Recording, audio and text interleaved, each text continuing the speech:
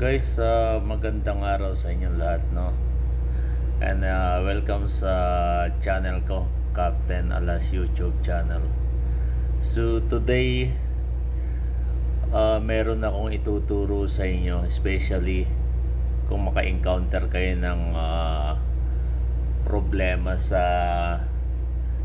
telegraph printer nyo, no? Kasi recently nagkaroon kami ng problema rito sa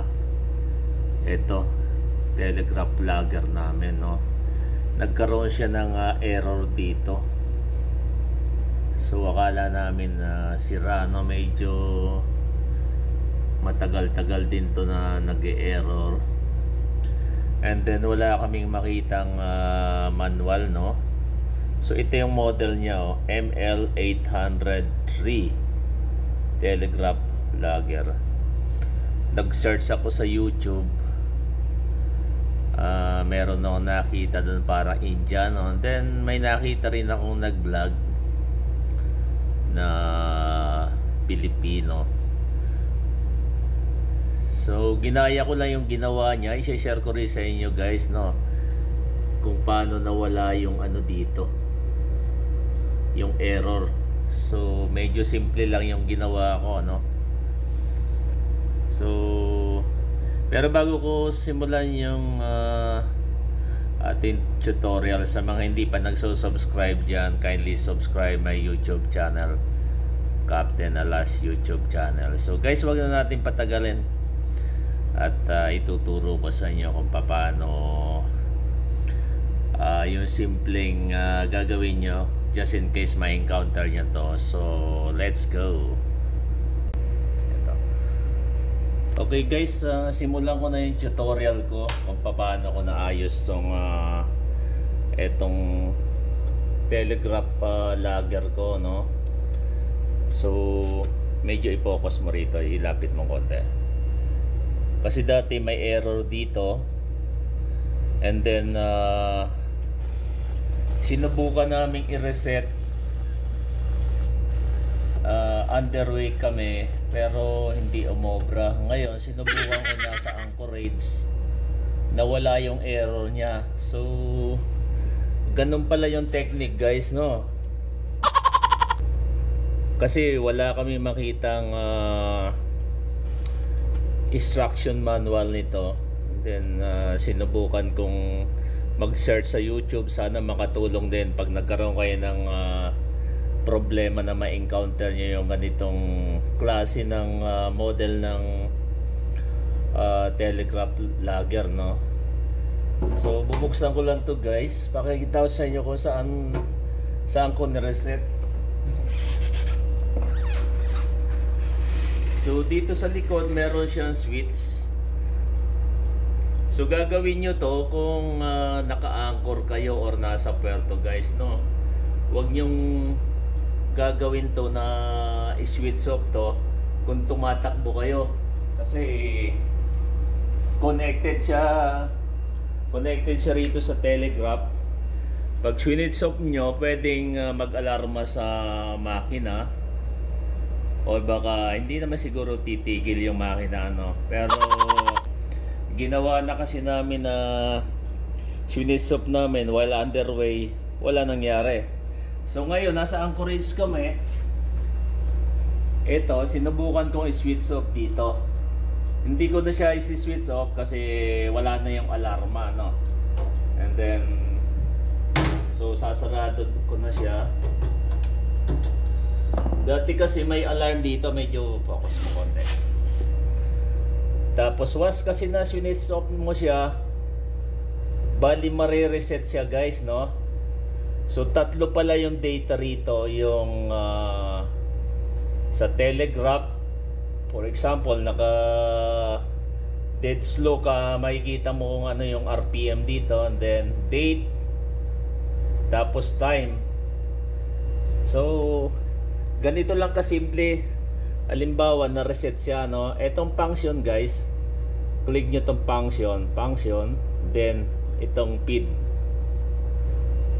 So itong una, ito yung engine RPM, 0 siya kasi naka-stop tayo. And then pag pinindot mo na sunod, Oras naman siya, time siya. So always set on a UTC time, no?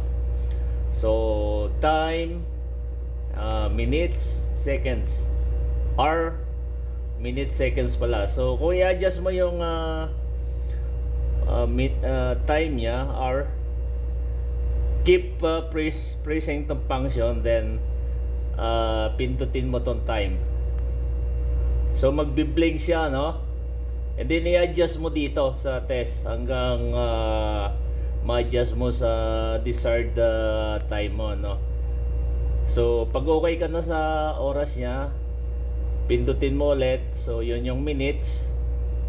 Then pagtapos nun, seconds naman. So i-adjust mo siya. Etong dulo ang ipang-adjust mo. Tapos kung tapos ka na, pindutin mo ulit yung time. So nakaset na siya sa time. So UTC time, no? So sa date naman, ganon din. Press mo yung function. So eto siya, year, month, then eto yung date. So ganon din, pindutin mo yung time. So yan yung year, no? Then eto month, isang press pa. Yan yung date. Tapos pag okay na siya, pindutin mo ulit yung dito sa feed niya. So lagay natin sa display ng time. So ngayon guys, wala na siyang error. Tapos kung gusto mong testingin yung printer mo, click mo lang tong test. Oh, ayan, natakbo na siya, di ba? Okay.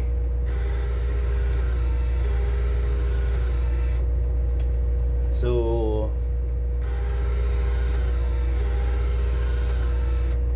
recorded yung niya, date, month, year, then yung time niya on test printer. So sana guys makatulong sa inyo, no, itong model ng Telegraph Logger ML803. Okay guys, sa ngayon okay na yung aking Telegraph printer, no. Ayun. At na-reset na natin siya while at anchor. Kung i-reset mo pala siya ng underway, so hindi mawawala yung alarm. Yung pala yung technique mo guys, no? So at least na-solve natin yung ating problem. Sa kasalukuyan, nandito tayo sa Dar es Salaam, Anchorage. Medyo mahaba pa ang pila dito guys, no? Kikita nyo marami pang vessel at anchor.